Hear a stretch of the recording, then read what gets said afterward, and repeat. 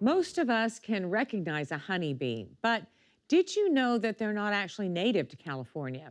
Hundreds of other bee species are, though, and while honeybees are social, live in hives, and make honey, most of California's native bees don't do any of that.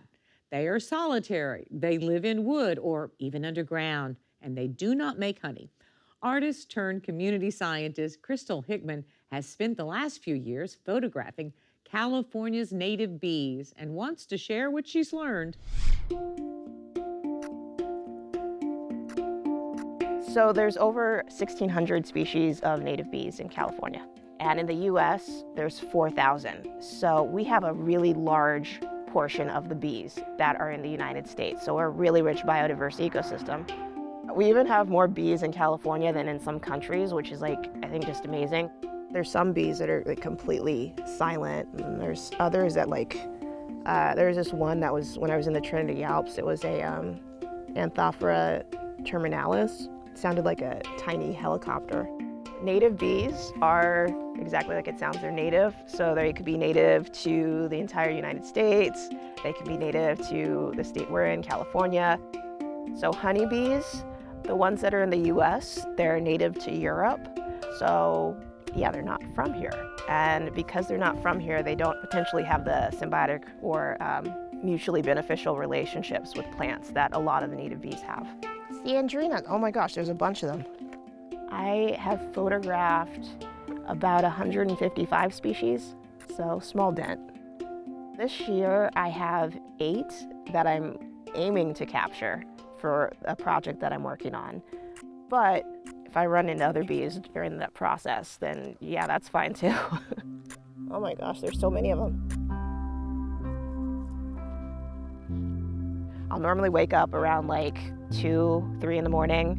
I'll drive 2, 3, maybe 4 hours, try to get to wherever I'm going about 30 minutes before sunrise. So I already kind of know where the flowers are. I do a lot of research on where the flowers are going to be, what time of year. And then also like with the bees like today that I was looking for, I knew not just the flowers and the time of year, but also that they kind of are by like rocky cliffs. Okay. So typically I'll look for the males first, especially if they sleep in flowers. And then hopefully that means that females will show up. Typically the males emerge first. So if I just see nothing but males, then I'll come back and hopefully find some females, and then I'll just spend the whole day here. In California, I've gone to the Trinity Alps, the Kelso Dunes, Death Valley. This is a diffuser. So basically, like if you're using a flash, a lot of times you'll have like a white spot on whatever you're photographing, which is called a hot spot. So diffusers basically just like spread out the flash, soften it, and also wrap it around the object that you're shooting. I'm completely self-taught. You don't need to go to school to be a community scientist. The very first time I made a contribution to science when I was just driving through Death Valley. Just pulled over on the side of the road, saw this buckwheat that I'd never seen before, and there were really, really tiny things flying on it that looked like gnats. But when I took pictures of them, they were bees. And within like, I think 10 minutes, I had made this like new discovery. I basically took a photo of this Perdita nursuta fairy bee using a facial feature that no one knew the purpose of before. Just kind of snowballed from then because I was like, let me see what else I can find. So I've been like looking for really rare bees. I'm just trying to get photos of them alive, just like beautiful photos. One thing too about animals in general, like people place a lot of importance on them based on how important they are to people. And a lot of these bees could disappear and it really wouldn't impact people at all. But I think just because they don't impact people like positively or negatively, I think doesn't mean they're not important and doesn't mean that they shouldn't be here. And I think it's just great to highlight them alive and tell at least one story about them. I started working on these flashcards, I think in 2019, just because people were asking me to ID things for them.